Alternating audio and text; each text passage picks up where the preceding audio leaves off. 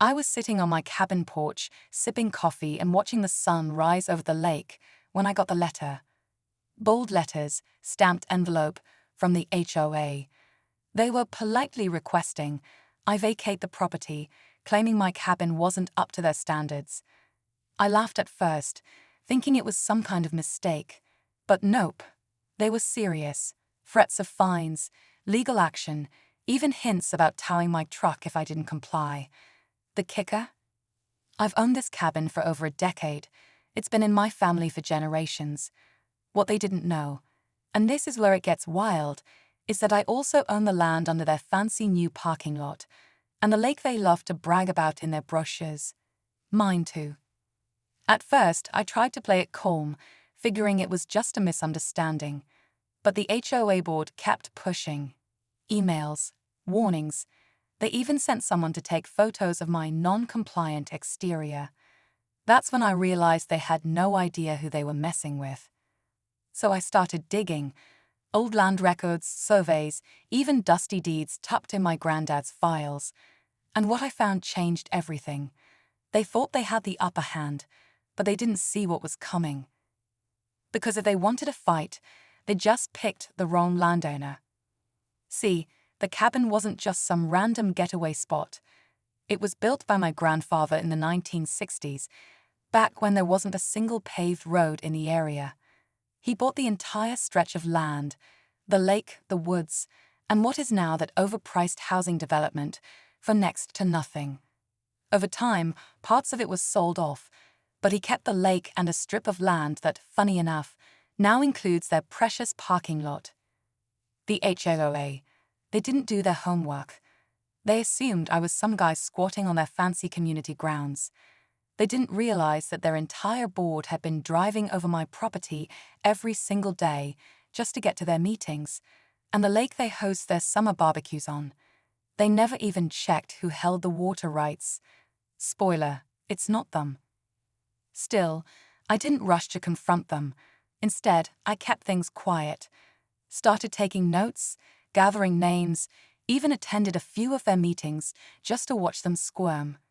The president of the HOA, Rick, yeah, we'll talk more about him. He made it personal. He kept pushing, acting like I was some kind of nuisance they needed to clean up. But Rick had no idea. He just stirred up something way bigger than a property dispute. It didn't take long for things to escalate. Rick and the rest of the HOA board started turning neighbors against me. Flyers went out warning residents about unauthorized dwellings near the lake. They even told people I was polluting the water, the same water I've been protecting since I was a kid. Some folks who used to wave at me now avoided eye contact. A few even complained when I went fishing from my own dock. It was like they were trying to rewrite history. Meanwhile, I kept digging. Turns out, when the development was built, the original developers assumed access to the lake was included in the sale, but my granddad never signed off on that. The easement agreements, missing. Or worse, forged. I found gaps in the paperwork, inconsistencies in the land surveys. I started piecing it all together like a puzzle, and the picture wasn't looking good for them. To make it even stranger, one of the older residents, Mrs. Callahan, who'd lived there since the beginning, pulled me aside one afternoon, said she remembered my granddad, said she'd heard whispers about the HOA covering up old land deals to keep lake access. She warned me to be careful. That's when I realized this wasn't just about my cabin anymore. This was about control, and someone had a lot to lose if the truth came out. A week later, I came home to find orange flags staked across my property, survey markers. The HOA had brought in a crew to assess boundaries, and they were walking all over my land like they owned it. One guy even had the nerve to tell me they were reclaiming community space. I didn't argue. I just filmed everything and kept my mouth shut. But inside, I was boiling. Rick showed up not long after, smug as ever, with a clipboard in hand and 2 board members trailing behind him. He started pointing at trees, talking about removal for safety and improvements to the view. It was obvious. They were trying to pressure me out, hoping I'd cave. But he made one mistake. He stepped right past one of those old boundary stones my granddad had placed decades ago. That line, that was the edge of their rights, and he was standing 2 feet over it. I knew I was close to blowing the lid off this whole thing. The deeper I looked, the more cracks I found in their foundation. Shady HOA budgets, unauthorized construction near the lake, even missing environmental reports. If this went public, it wouldn't just be embarrassing for them. It could mean lawsuits. So I made a choice. I gathered every file, every map, every photo, and scheduled a meeting. But not with the HOA. This time, I was going bigger. The morning of the meeting, I got a call from the county records office. The clerk, who I'd spoken with a few times during my digging, said something strange had come up. She told me someone had recently requested changes to the digital plat maps that show property lines.